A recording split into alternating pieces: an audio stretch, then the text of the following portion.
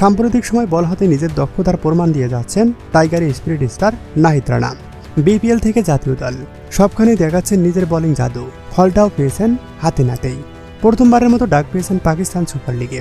শুধুমাত্র তিনি নন, আরও 2 টাইগার ক্রিকেটার ডাক পেয়েছেন এবারের পিএসএলে। বাধা একটাই, বিসিবির অনুমতিপত্র বা এনওসি জটিলতায় নাহিদের ভাগ্যে কি আছে, আসুন জেনে নেওয়া যাক বিস্তারিত প্রতিবেদনে।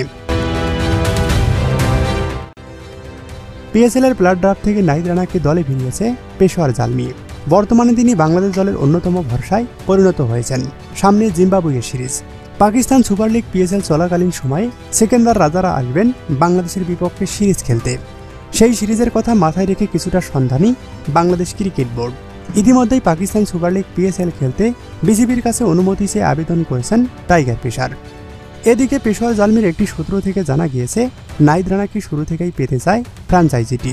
তার মানে এর থেকে সহজেই বোঝা যাচ্ছে বাংলাদেশি পেসার নাহিদ রানাকে নিয়েই একাদশ সাজাচ্ছে বাবর আজমের দল। তাই তো দলটির কোচের প্রত্যাশা নাহিদ রানাকে যেন বিসিবি এনওসি দেন, এটাই বিসিবির কাছে বিশেষ অনুরোধ।